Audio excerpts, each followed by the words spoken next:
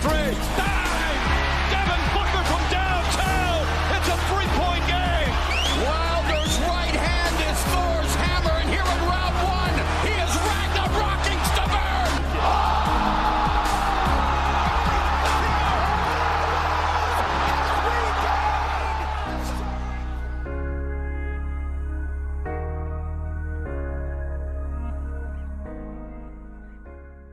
All right, welcome back to another episode of The First Whistle after a brief 2-week hiatus. My name is Jagraj and Harsimar. Pleasure to be back as your host, along with my co-host, Harsimar Singh Nijjar. Harsimar, how's it going?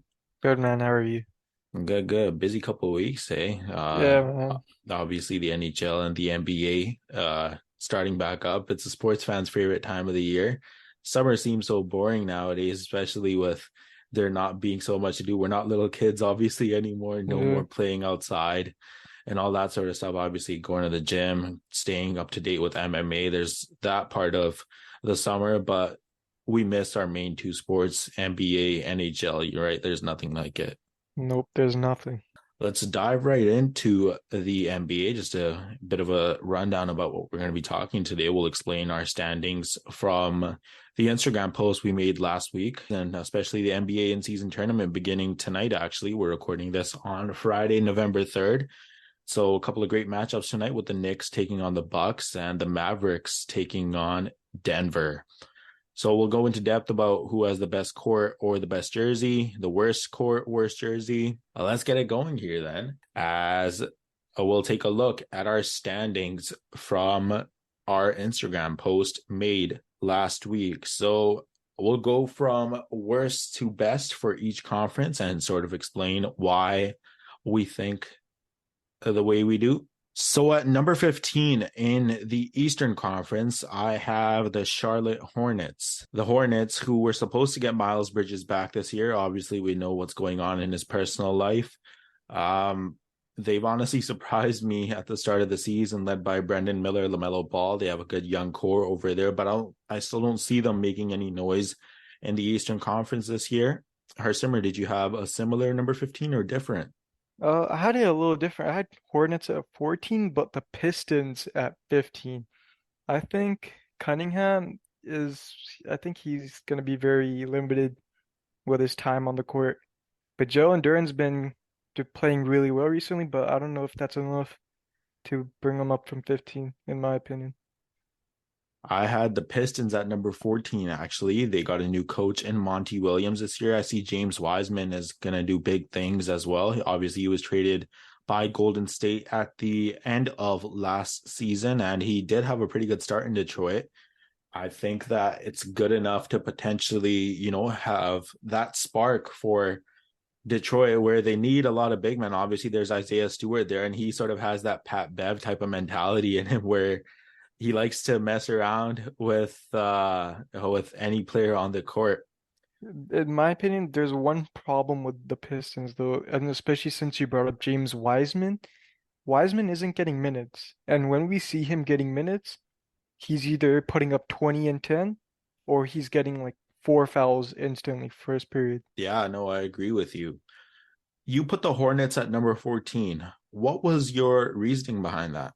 I think that I was hoping Brandon Miller would be just a tad bit better than he is, but at the same time, it is the beginning of the season. He has plenty of time to improve, and I was expecting LaMelo to play a lot better, but as we see, he isn't performing like he was for, say, last season. At number 13 in the Eastern Conference, I have the Orlando Magic, who are led by Paolo Banchero. Banchero averaged 20 points last season with 6.9 rebounds and 3.7 assists. Just came off a really good game last night, actually, against the Utah Jazz, where he scored 30 points, 9 assists, and 5 rebounds, ultimately scoring the winning bucket and led Orlando to a 115-113 win. My one problem with Orlando is that they've been injury prone for quite a long time now. I suffered a very big loss to my fantasy team in Wendell Carter Jr., who suffered a broken finger yesterday. We'll get into our fantasy teams later. But if this team can stay healthy, perhaps they would be at a higher rank. But from what I see, the Magic are no better than a 13th seed. Your thoughts? I got Magic being up there, man. For my 13th spot, I have the Wizards. I really don't have much faith in those guys. At number 12, I have the Indiana Pacers, who play at Gainbridge Fieldhouse. They do have a star point guard in Tyrese Halliburton. There's a lot of guys I know from that team as well. Jalen Smith, obviously former Phoenix Sun, and I'm not I'm not too confident in what they're building over there. They're sort of in that rebuilding phase. Hopefully they can get back to the playoff supremacy they had with Paul George. But who do you have as your 12th seed? 12th seed, I have the Raptors, man. It's sad to say, especially being from Canada, but yeah, I have the Raptors at 12. I think this year is mainly gonna be just developing their players rather than making a push. So you think that the Raptors are sort of at that point where they're too good to rebuild and too bad to Oh make the yeah, playoffs? yeah, 100%. And see, I doubt they're gonna give Siakam an extension. We'll have to wait and see what happens. But at my 11th seed, I have the Chicago Bulls, led by DeMar DeRozan and Zach LaVine. But for how long is the question that Chicago locker room has said between Vucevic, DeRozan, and LaVine, if we can't make a playoff push or we're well out of the playoffs by February, one of us is going. So Zach LaVine has heard, I've heard trade rumors with Zach LaVine as well. He could head to Miami potentially. Miami wanted Damian Lillard. They could not get that to go through. So imagine Zach LaVine with Jimmy Butler. Same with DeMar as well. Realistically, there's not a place for DeMar to go, but I mean, I wouldn't mind seeing him back in Toronto. Yeah, I wouldn't mind that either. And especially looking at him, he hasn't slowed down at all. He's still pushing. But for my number 11, I have the Brooklyn Nets. I I, I was expecting Cam Thomas to play well, but not this good, you know? He's been playing phenomenal recently. That's why you picked him up with your first move in fantasy. Yeah. So for my 10th seed, I have the Washington Wizards. Jordan Poole, Kyle Kuzma, Tyus Jones, and we can't forget the greatest Phoenix Sun of all time, Landry Shamet. They have a good squad over there. I mean, Jordan Poole, Kyle Kuzma. I think if we let that pair develop a couple months into the season, once they really start clicking, the Wizards can start piling up wins. In the NBA, you never know though. You know, those teams that you expect to get easy wins against, they come out strong. They want to get a win over the best teams in the league. So I think most of the Wizards wins are going to be in that sort of capacity where people don't expect them to win, but they're going to come out swinging 3-pointers in the first quarter. You got a lot of good 3-point shooting there. I've had Kyle Kuzma on my fantasy teams in the past, and Jordan Poole, we obviously know, learning under Steph Curry and Klay Thompson during his time at Golden State, has recently helped him develop his 3-point shooting. Who do you have at the 10th seed? At the 10th seed, I have the Magic. I believe Franz Wagner and Paolo Banchero are that duo that can really push to make at least the playoffs, especially with Jalen Suggs and Cole Anthony. And if Jonathan Isaac could somehow start playing 20 minutes, even just 20 minutes of his playing time, they could really make a push. Because right now, Jonathan Isaac is around that 12-minute mark. But if he could get it up to 20 minutes, wow, that'd be amazing. Isaac was coming off of that big injury that pretty much kept him out for a year and a half. So I really hope that he also gets back to really not even a former shell of himself or what he before he was. Mhm. At the 9th seed, I have the Miami Heat.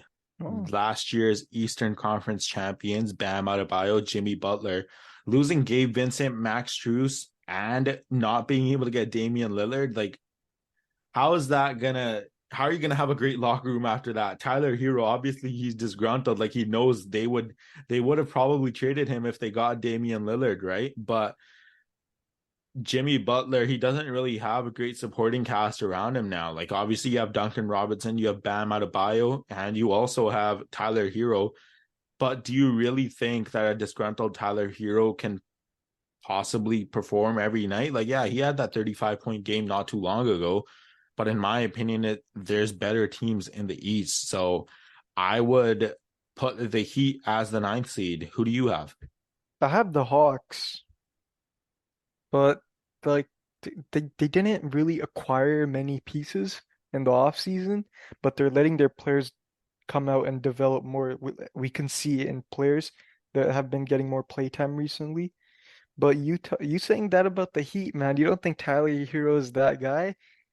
He is that guy. No, I agree with him. He is that guy. But when a franchise has made it pretty public that they would trade you if that came to the case, you really think he's going to want to still play in that market? Yeah, you're right. For my eighth seed, and I might be a bit biased here, but I got the Brooklyn Nets. Very Mikal biased. Mikal Bridges, you know the love I have for Mikal Bridges, man. I was really heartbroken when the Suns traded him last year. Obviously, we got Kevin Durant, but Mikal Bridges was probably my favorite player besides Devin Booker on that Suns team.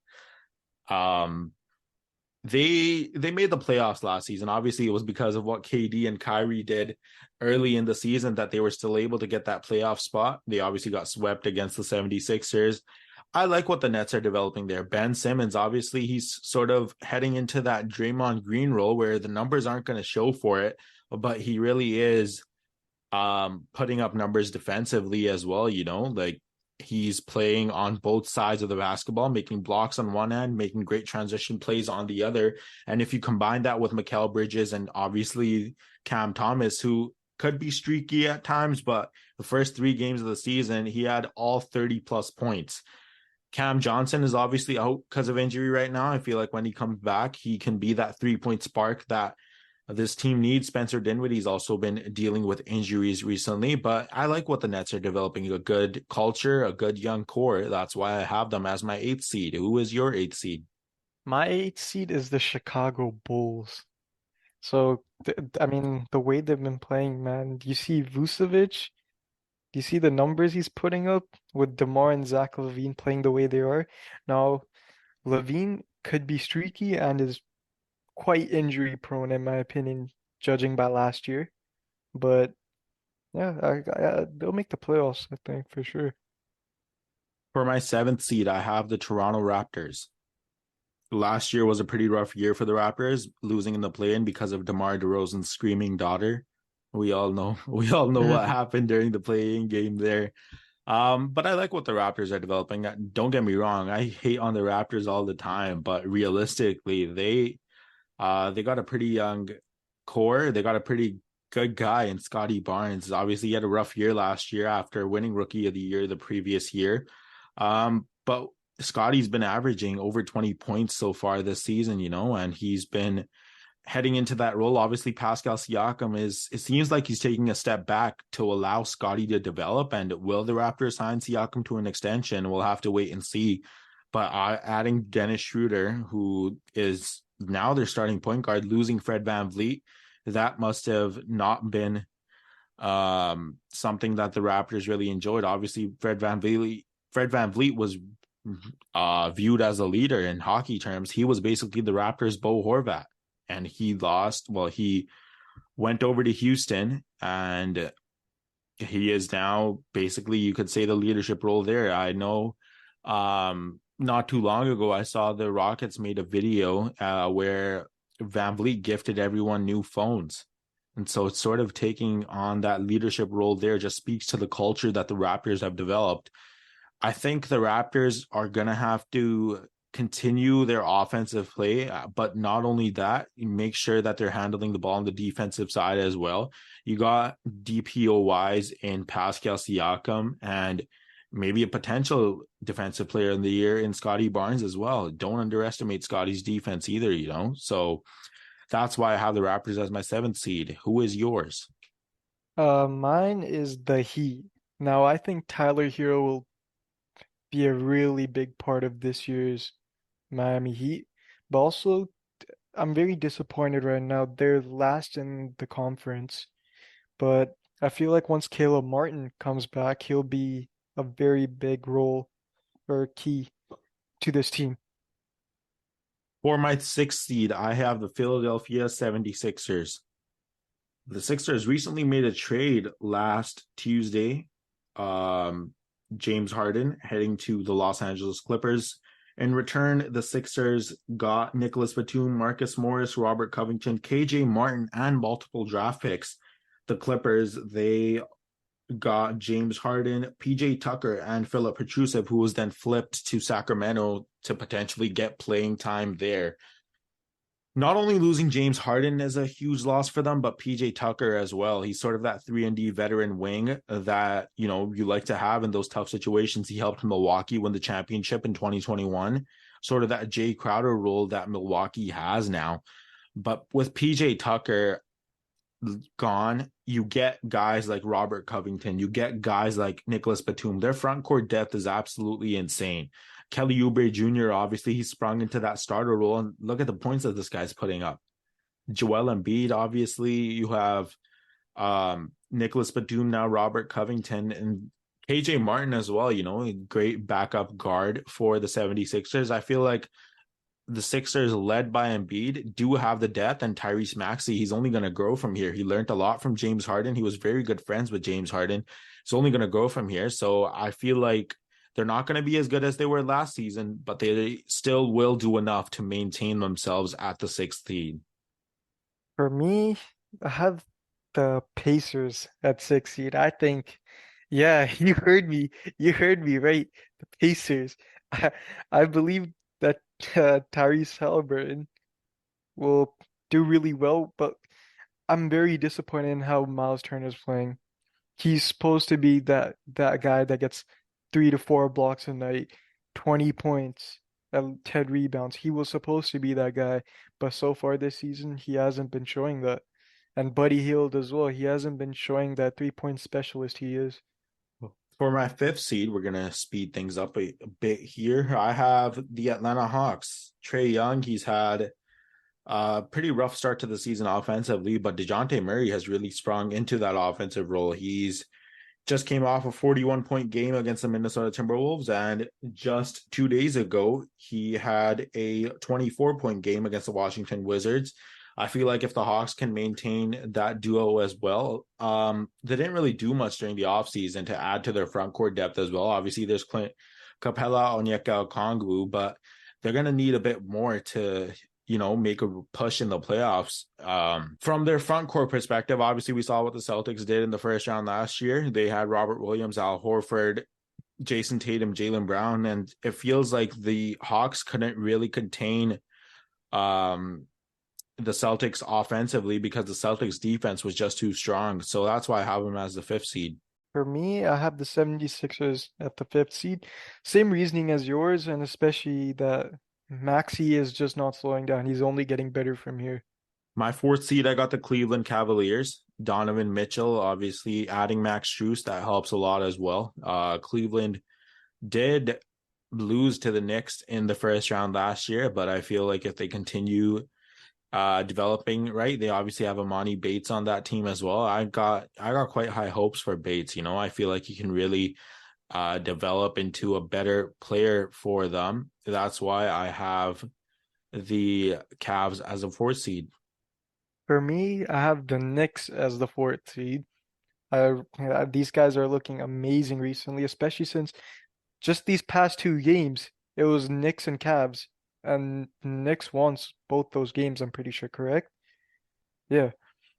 So yeah, I have the Knicks at the 4th seed. Maybe they should even be 3rd. I have the Cavs at 3rd. I have the Knicks at the 3rd seed, so we kind of switched. We Yeah. switched both of our teams there. My reasoning for having the Knicks as the 3rd seed, Jalen Brunson, he had quite a year last year. Basically, some say an all-star season. But I am very disappointed with what I've seen from Julius Randle so far. He's not where he's supposed to be offensively, and I feel like if the Knicks aren't where they want to be by the trade deadline, Julius Randle's gone. I feel like the problem with the Knicks is they feed it to Julius Randle, and Julius Randle just goes head on to the rim. That's what I've been seeing from the past 2 games against Cavs. And as you all know, at 3rd, I have the Cavs. Darius Garland hasn't been playing recently. He's been injured, but as soon as he comes back, I know he's going to be an effective role player. Number 2, I have the Milwaukee Bucks, who have recently acquired Damian Lillard as well as adding to their bench. They got Campaign on that bench now, Jay Crowder, two former Phoenix Suns who I'm very familiar with. So with that being said, I have the Bucks at number 2. And the 1 and 2 is like a 1A, 1B to me. I think the Celtics are gonna be at the 2 seed. Nah, I got the Celtics at the first seed, man. If you lose to the Raptors, if you lose to the Toronto Raptors, I don't want to hear nothing about the Bucks being better than the Celtics. Celtics 4-0. They play again tomorrow against the Brooklyn Nets, and I'm really liking that addition of Kristaps Porzingis and Jrue Holiday. Obviously, at the time, I thought it was bad because of the culture that Marcus Smart, Robert Williams had developed, right? But you see the way that team plays, they've made no mistakes. They just won by 50 points against the Pacers a couple of days ago. Yeah, I feel like now when I look at it, I'll definitely switch the two.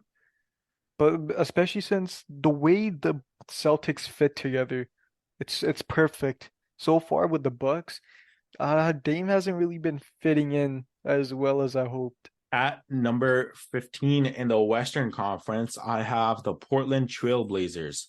They lost Damian Lillard. That was a really tough blow. Now their main superstar is DeAndre Ayton. And you know my thoughts on DeAndre Ayton. I have nothing You but really love. think he's the main superstar? I have nothing but love for DeAndre Ayton, but he just was not a good fit in Phoenix. I hope he does well. He had a good game a couple of days ago, 10 points and 23 rebounds. Yes, you heard that correct. 23 rebounds. I From still Ayton? think, yeah, No way. yeah. Ayton grabbing 23 boards? I still think that the Blazers are going to be pretty bad this season, though. I don't see them being higher than the 15th seed. Yeah, I feel like from 13 to 15, who's your top 13 or bottom 13? 13 to 15. I have the Rockets at 13 and the Jazz at 14. Oh, okay. So my 15 is the Rockets, 14 Spurs, Yeah, and that's then I would have 13 Blazers. yeah. Well, those three teams we really don't even need to go in depth to. There's obvious Yeah. reasons why we have them down there. For my number 12 seed, I have the San Antonio Spurs. We'll talk Yeah, about Victor Wembanyama later, but I can't even put into words what I've seen from the kid so far. for my 12, I have the Jazz, man. Alari Markkinen, man, he's been playing really well recently. For my 11th seed, I have the Oklahoma City Thunder, led by Shea Gilgeous-Alexander. They got Chet Holmgren. They're a young team. I potentially see them having a great future in the Western Conference. They might even be a top 5 seed in a couple of years, but I don't think it's that time yet.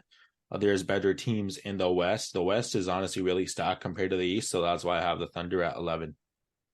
For me, I have the Grizzlies at 11. I don't think so far in the season they're 0 and 4 or 5, I'm pretty sure. And yeah, it's not looking good for them. For my 10th seed, I have the New Orleans Pelicans, Zion Williamson and Brandon Ingram, CJ McCollum. The one problem I have with it, and it's just this one, injuries.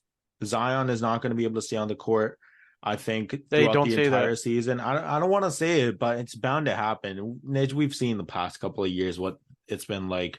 And when Zion goes out, it's been proven that the Pelicans can't really control play on their own. And they lost Jackson Hayes from the front court as well, right? And Jackson Hayes was really good for the Pelicans. So they still have guys like Larry Nance Jr. and as well as I forgot his name, but Herb that's Jones. Herb Jones. That's why I have him as the 10th seed. Yeah, for my 10, I have the Mavs. Now, looking at it now, the Mavs are 5-0, and I mean they could really be a top 6 team in my opinion now. But for now, my ranking is Mavs being at 10. For my 9th seed, I have the Minnesota Timberwolves with Anthony Edwards, Karl Anthony Towns, and Rudy Gobert. Simply being, Rudy and Cat have to learn how to play together or it's not going to work. Anthony Edwards, he's a future superstar in this league, a bona fide superstar.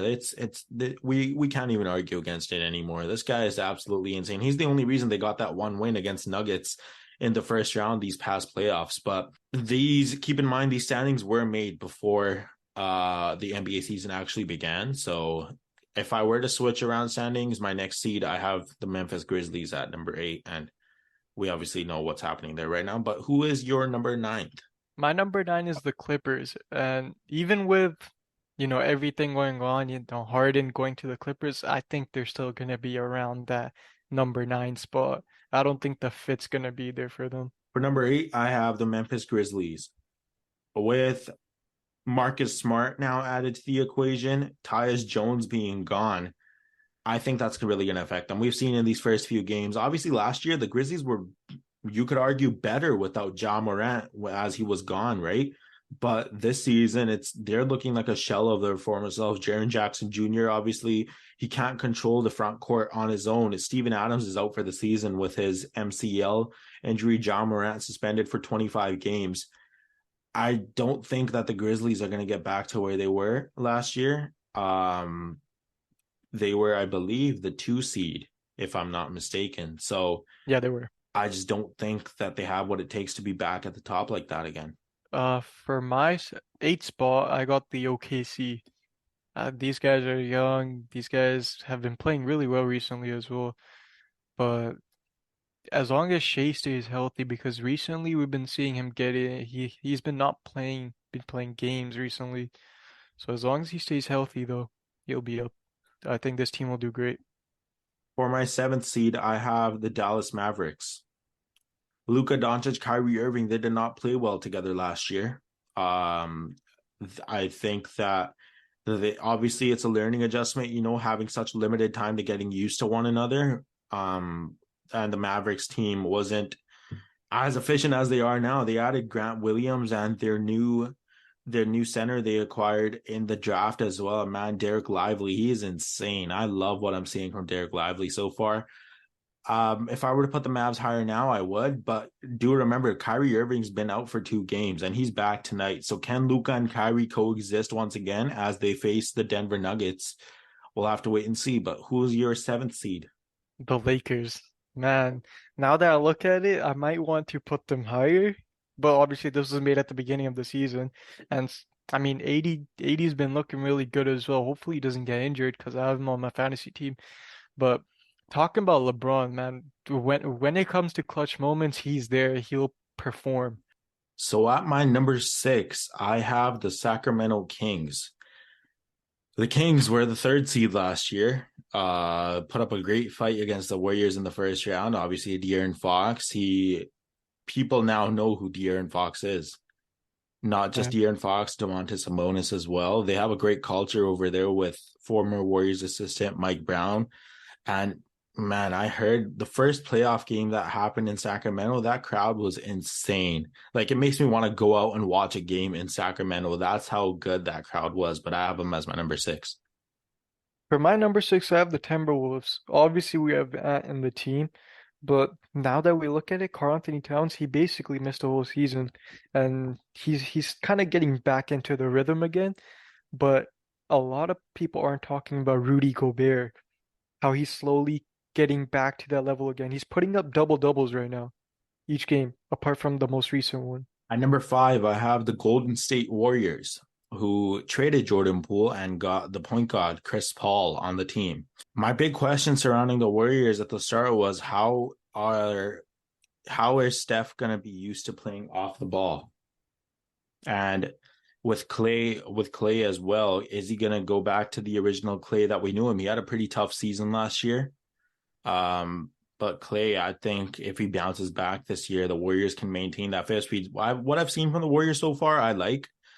Steph is obviously adjusting to CP3 style of play. I noticed that the Warriors are used to playing fast-paced basketball, but CP has really done a great job setting up plays, and I really think he'll contribute to the development of Jonathan Kuminga and Moses Moody, similar to how he did for DeAndre Ayton.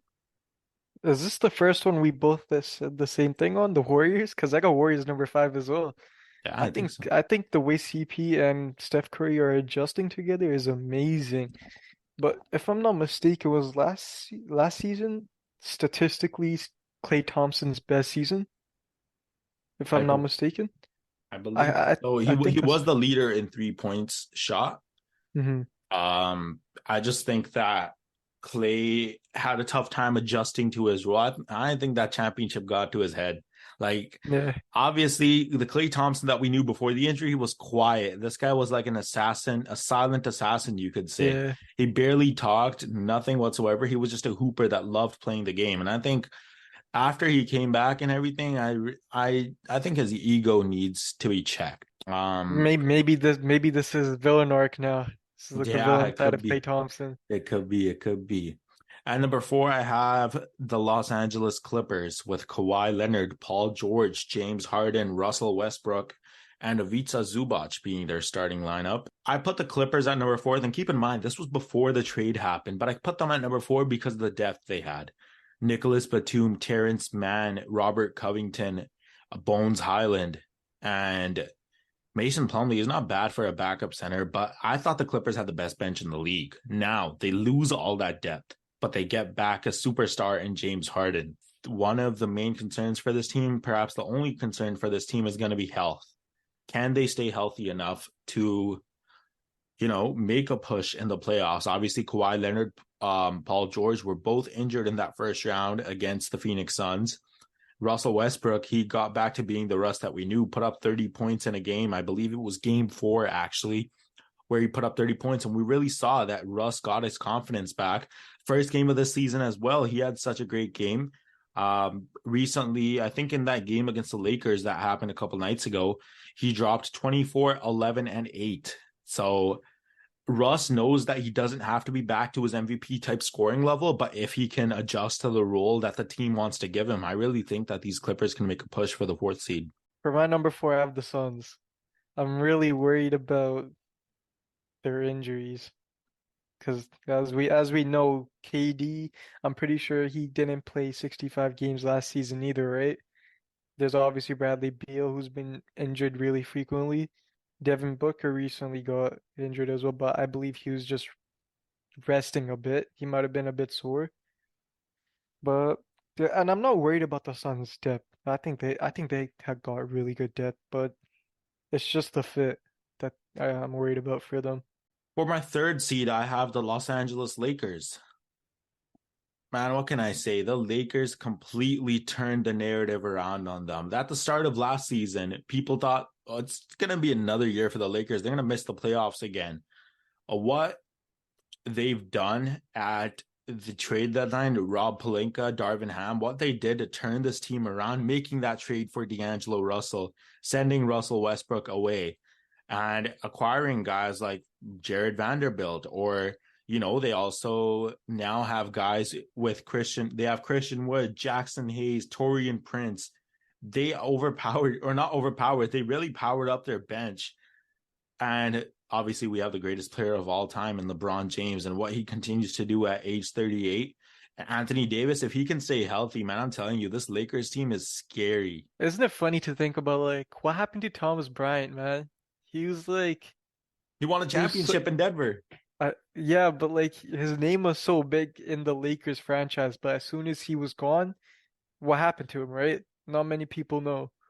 Yeah, I don't even exactly. know what's happening with him right now. But it's crazy how big of a market LA and Lakers have in general. But for my number 3 spot, I have the Kings. I think De'Aaron and Sabonis are obviously going to be that caliber of players.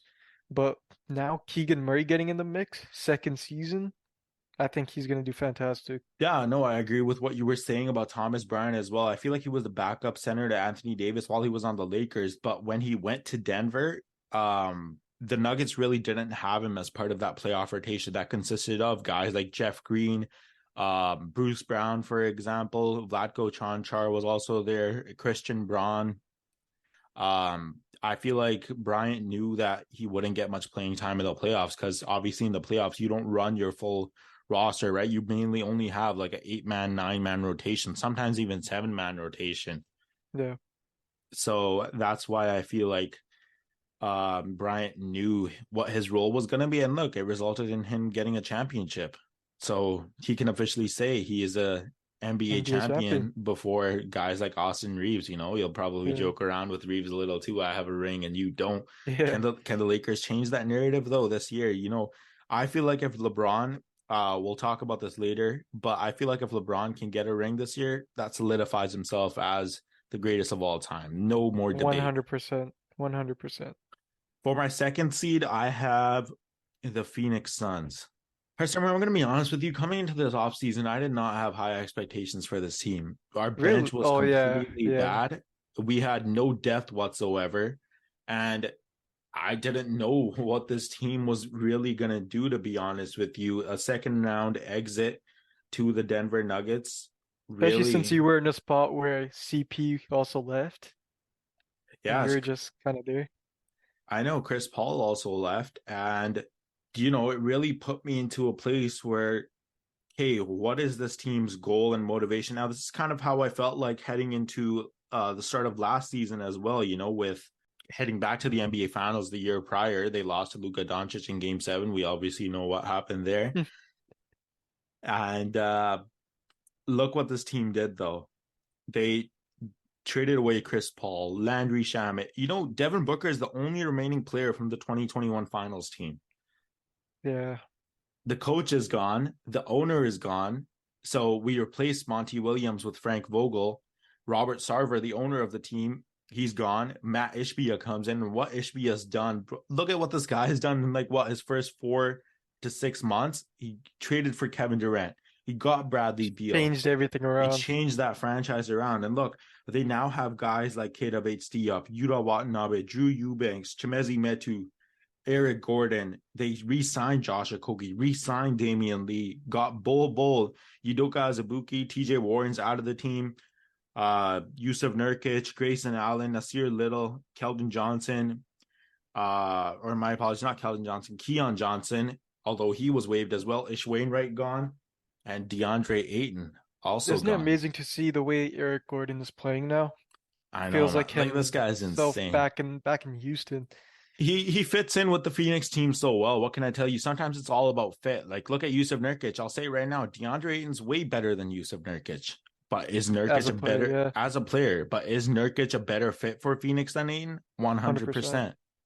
100%. And you guys got guys like Bol, who's in like the most improved player conversation last year. He's not even playing right now, but if you ever need him, he's there. He's the future Wemby stopper, bro. I'm telling you. Oh yeah, I believe that too. That was Vogel's mistake last night. Hmm. Didn't put Bull out there. There's obviously been a couple of Twitter accounts calling for Bull to be played. Yo, So could that be the potential rivalry nobody's talking about? Bull and Victor Wembanyama. Yeah, it could be. Hey, Shaq, remember Shaq said that a couple of Did days he? ago that Bull and Wembanyama were on the same level. Really? Yeah, and okay, as much as I love Bull, Wembanyama is insane. We'll talk about that later on, though. Yeah. For my number two, and this is a hot take, the Pelicans. Because I believe that if Zion stays healthy, and as we saw last season, the Pelicans were number one for a while until Zion got injured. These guys were number one in the Western Conference. So these guys, as long as Zion's healthy, which he took the offseason serious, these guys could really push it. I'd like to, just quickly remind everyone who's listening that Fortnite's original map is back. A Yeah. lot of players, including my brother himself, he's hopping back on with his buddies from 2017-18, looking to go through the first map all over again. It just brings back a lot of memories. I myself wasn't a Fortnite player, so I don't know if you played Hersimer, but I did, it yeah. definitely brings back memories. 100%. For my first seed, I have the reigning, defending, undisputed, uncontroverted NBA champions of the world, the Denver Nuggets. Same here. Number one. Until they're dethroned, no one's better than them. Nope. I don't think we need to put much explanation into that. They did lose guys, like as I was mentioning before. They lost Bruce Brown. They lost Jeff Green, a couple of guys. Like, I thought that they were gonna suffer because they lost two really key guys to their rotation last year. But they've done pretty well, and I think as we speak, the Mavs and the Nuggets will go head to head in ESPN's later matchup later tonight. The two top three teams right now going against each other. That should be fun. What's your reasoning behind having the Nuggets as your 1 seed? I mean, they won. They won last season, and they haven't changed much since then. So they almost have the same team. So I mean, if they won last season, what's stopping them now? If were they first last season? Yes. Well, yeah, exactly. If they're first last season, what's stopping them now? Those were our top 15 or our NBA standings predictions for this upcoming season. Let us know if you guys agree with us. I'll put a poll down in Spotify as well, listing if you guys agree with us. But on YouTube, let us know if you agree with our standings down below. What would you change and why would you change it? For now, let's move into the players' rankings for the player awards this upcoming season, as we'll talk about the MVP, the Rookie of the Year, Defensive Player of the Year, Clutch Player of the Year, my apologies, the Most Important Player, Sixth Man of the Year, and Coach of the Year. All right, for the MVP, I have Nikola Jokic, two-time MVP. I think he should have won it last year. I didn't see why Embiid won it. Obviously, Embiid was pushing for it. I'm really happy for the guy as well, but Jokic is just unstoppable, man. There's no one you could put in front of him to stop Nikola Jokic. Now, the one matchup I do want to see, Wembanyama versus Jokic. Obviously, Jokic is the bigger build, but with Wembanyama's height, can he be the Jokic stopper? I could somewhat see why Embiid won it last year, but when it came to the playoffs, there was no question about it. Jokic should have been the MVP. For the Rookie of the Year, I have Victor Wembanyama, San Easy answer. Antonio 7'4" power forward. With my second and third, I had Chet and Scoot. Scoot is obviously very disappointing so far. I think And he just Brendan, got injured as well. and he just got injured. And that's why I have him Wemby as my first, because bro, the guy almost scored 40 points last night. Yeah, he's And one of the best right now. I think he joined an elusive list of, I believe, Shaquille O'Neal, LeBron James, and Kevin Durant as the only ones to put 35 points and 10 rebounds in their first 4 games. Really? Yeah. Well, yeah, I got Wembanyama the same way. I got him up there. Do you think he's a top 20 player right now? It's too early to say. It's too early? It's too Maybe early to maybe say. we'll bring this question back later on in the season. Yeah, later in the season, we can come back to this question. I'll clip it and make sure. It is a hot take, though, so maybe during the awards or the NBA awards later on in the season, when the playoffs are all said and done, we'll see what Wembanyama falls under. But for now, Clutch Player of the Year, I'm going with Stephen Curry of the Golden State Warriors. 35 years old, this man continues to impress. I think he dropped 40-plus points in his first 3 games on 2 occasions. His three-point shot, the best in the league, I believe. There's no one better at 3-point shooting than Steph Curry. His teammate Klay Thompson might be a fair argument, but who is your No, Clutch Player of it's the not Year? an argument. It's not an argument in my opinion. It's Curry 100%. But for me, clutchest player of the year, it's gonna sound crazy, but I got Tyrese Halliburton being the clutchest player. I think he will take the Pacers into the playoff scene. Bro's got an obsession with Tyrese, eh? For my Defensive Player of the Year, I'm going with the Greek freak Giannis Antetokounmpo. Giannis really does have something to prove this season. Obviously, he heard all the talk during the playoffs last year when Jimmy Butler beat the Milwaukee Bucks in 5 games. He heard all the talk and he said, I'm going to come out better next season. I don't know how I feel about the Dame and Giannis duo so far. I think they've still got some work to do. That defense is obviously going to fall upon Giannis now with Drew Holiday not being on the team anymore. So Giannis is really going to have to rely on his defensive skills if he wants the Milwaukee Bucks to go far. For DPOY, I feel like I have all the hot takes, man. For DPOY, I got Wembanyama as well. I think he'll do it first season. The way this man blocks his shots, it's just too easy for him. It's like the way Jokic passes is like the skill Wembanyama has for blocks. For the Most Important Player of the Year, I'm going with Brooklyn Nets forward Mikal Bridges.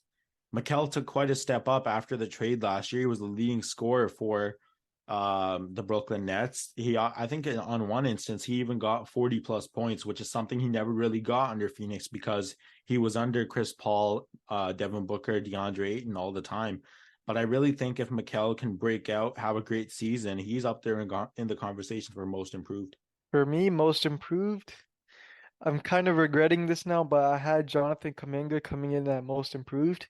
In the preseason, when he was getting his minutes, he was easily getting 20 points a night. But as of recently, he did get injured, but he's coming back now slowly, but he's coming off the bench. That's the problem. For my sixth man of the year, I'm going with the point guard, Chris Paul. Chris Paul, throughout his entire career as an NBA starter or as an NBA player, he's been a starter. And in this case, in the Warriors, Steve Kerr has elected to go with him off the bench as the Warriors are maintaining their starting lineup of Steph Curry, Klay Thompson, Andrew Wiggins, Draymond Green, and Kevon Looney. I think that CP3 can dish the assists with the second unit. He can help improve Jonathan Kuminga and Moses Moody. I'd give it time still. I think that maybe your most improved pick of Jonathan Kuminga can still be valid with Chris Paul. But the question is, can Paul stay healthy? Can he maintain his play throughout the season as well? He's getting up there in age. So I don't know if CP will ever win an NBA championship, but if the Suns do get eliminated, I'd love for CP to win. For me, sixth man of the year, I think it's a really easy answer. I think it's Emmanuel quickly. I've been watching the recent games against Cavs and Knicks, and the way this man plays, like he doesn't get many touches on the court, but when he gets the ball, it's an instant bucket. For coach of the year, I am going with Boston Celtics head coach Joe Mazzulla. Mazzulla is now in his second year as head coach. He took over at the start of last season when Ime Udoka got suspended for reasons we not sure if we can say on air here, but I think Joe Mazzulla, he has a good cast. Jason Tatum, Jaylen Brown, Kristaps Porzingis, Drew Holiday. That quartet combined with Joe Mazzulla and the defense that the Celtics do possess. Now they lost Marcus Smart and Grant Williams, but Porzingis, I feel like Andrew Holiday will really contribute on the defensive end as well. And I think the Celtics are going to end up having the best record in the league. So I got Joe Mazzulla as coach of the year in only his second year as an NBA coach. I got Joe Mazzulla as well for the exact same reasons. I think these guys are going to be unstoppable. So those are our NBA predictions from this past year. Let us know what you think. Comment down below, and we'd love to hear your thoughts. All right. Let's take a look at the NBA in-season tournament and the new courts and new jerseys surrounding them. Let's start off with who has the best court and jerseys, Harsimar. For me, man, the best court is the 76ers court, man. Their court looks amazing in my opinion, especially the logo. It just fits in perfectly. But the worst is the Mavs. It has to be the Mavs. I don't like it at all. I don't like the color around it. Nah. For me, my best court will have to be the Sacramento Kings. They have a lion at center court for them. The lion has a crown on his head, and honestly saying, like, that's one of the coolest things I've ever seen. That lion logo, as I mentioned, it's incredible. It's fierce, and it's roaring with lightning bolts for eyes. Like, there's plenty of small touches that set up this court to be really well, but as I mentioned, that logo was probably the best thing to come out of it. The golden one of the arena's name is in gold, and it matches the center court trophy. This is something that the NBA has brought back. They used to do this for the NBA Finals, actually. They used to have Really? the Larry O'Brien trophy at center court. They did it for the 2008 series. I think that was the last time they did it with the Celtics and the Lakers in 2008. Obviously, the accents of the blue and red lines on the bottom sideline, the acknowledgement of the franchise's 100-year trajectory. It's thoughtful, it's imaginative, and I hope that, I hope I can tune into a few in-season tournament games just to see how good that court looks. Jerseys-wise, who do you have as your best jersey? My best jerseys, I like the New York Knicks jersey. It looks great in my opinion. It looks full. I like that little shadow that it gives off when it says New York. Yeah, there's like lines coming through in between the shirt. It looks really good. The coloring's nice. It matches like that New York color, you know what I mean? And the worst, in my opinion, is the Cleveland. It's just so boring, in my opinion. You've seen it hundreds of times. The land. They need to. They might need a rebranding, honestly. For my best jersey, I'm gonna have to give it to the Utah Jazz. It just feels right. The fans got an abundance of the purple that they love. There's no secondary color to distract the jersey. There's no clever word mark replacing Utah. It's just pure bliss, exactly what you want to see as a Jazz fan. For my worst court, I'm gonna have to go with the New Orleans Pelicans. And it's a real shame because New Orleans is an incredible city, you know, an incredible franchise. They have a cool name, cool mascot, great sponsor. They just couldn't get it right with the purple, gold, and green colors. And they did like a pretty pukish shade of each color that they did. A skeletal logo kind of looks like Halloween. For a tournament starting in November, producing a scheme that would look more at home in an off-brand superhero costume than a basketball court. So that's why I believe the Pelicans have the worst court in the NBA. For the worst jerseys, I'm gonna have to go with the defending NBA champion Denver Nuggets. There was so much better that you could have done, but putting 5,280 for the elevation, it's kind of boring. It kind of reminds me of a with the mountains in the background. The Nuggets had a similar city edition design back, but as I mentioned, the number word mark right under the player number is not a move. That I wouldn't do that. Okay, so finally, I just want to take a look into NBA rookies so far.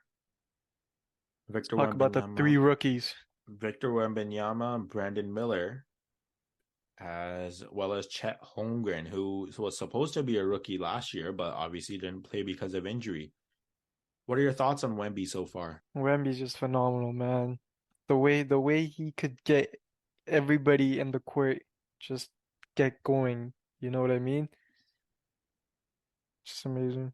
I can't even begin to say what I've seen from this kid so far. He does everything. Going back for a block one or performing a block one way, going back for a three-pointer the other way, the way he dunks. Like this guy can take off from the free throw line and get a dunk even through traffic. Like that's insane. And with Greg Popovich, probably the greatest coach of all time, who's played with Tim Duncan before, another generational talent, I think Wemby's ceiling is very high.